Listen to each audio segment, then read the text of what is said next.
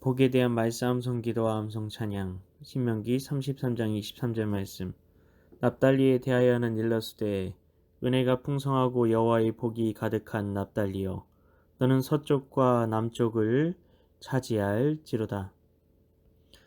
납달리에 대하여는 일러스되 은혜가 풍성하고 여호와의 복이 가득한 납달리여 너는 서쪽과 남쪽을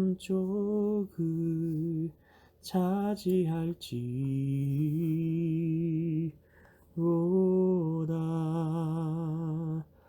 납달리에 관하여는 일러스되 은혜가 풍성하고 여호와의 복이 가득한 납달리여 너는 서쪽과 남쪽을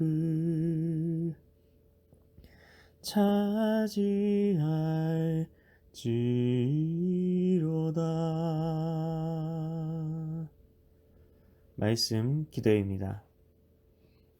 하나님 아버지, 납달리에 대해서 모세가 했던 축복입니다.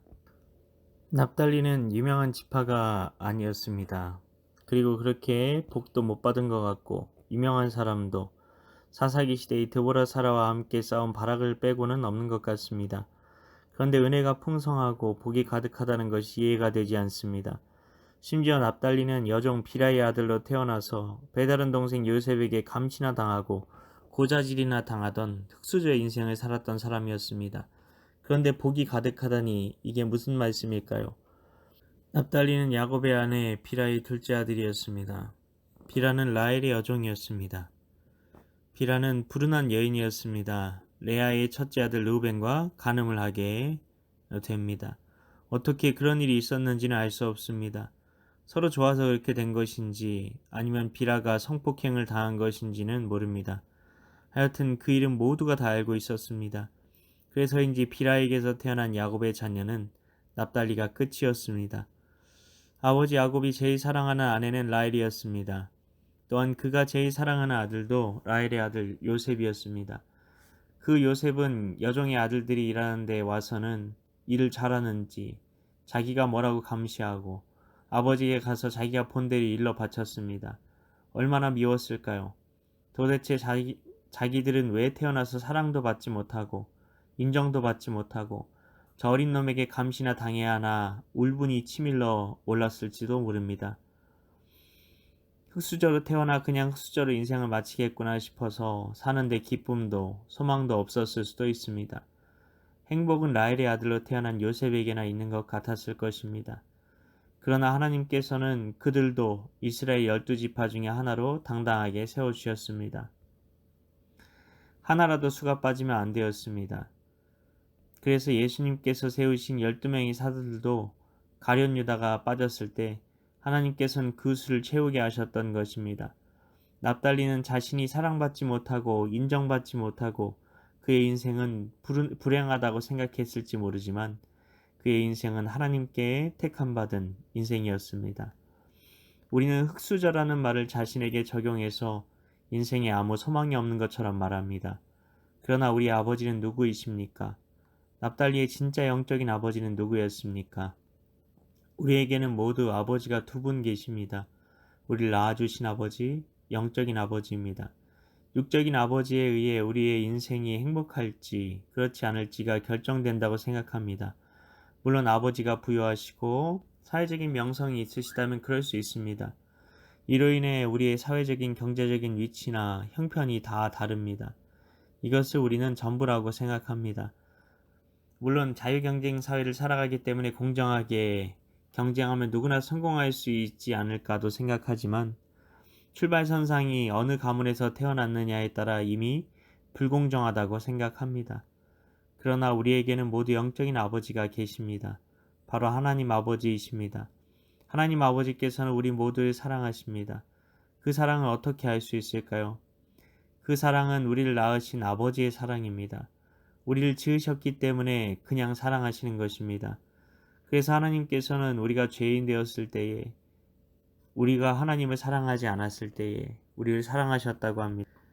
그리고 그 사랑의 증거를 남겨두셨는데 바로 십자가입니다. 우리를 향한 하나님의 사랑이 변하지 않고 여전히 우리를 사랑하신다는 것을 보여주시는 증거가 바로 십자가라는 것입니다.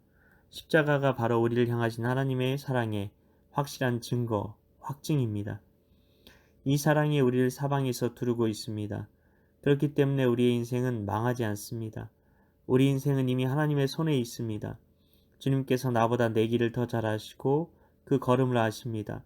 어둠에서 빛을 내시는 그분을 믿고 나아가면 무엇을 해야 할지, 어디로 갈지 알지 못해도 하나님께서는 길이 없는 것 같은 그곳에도 길을 내시어 우리를 인도하시는 분이십니다. 우리의 삶은 주님의 것입니다.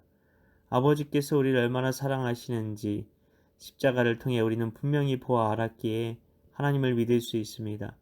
우리 자신을 하나님께 전부 던져놓는 신뢰를 드릴 수 있는 것입니다. 하나님께서는 우리 인생에 뜻이 있으십니다.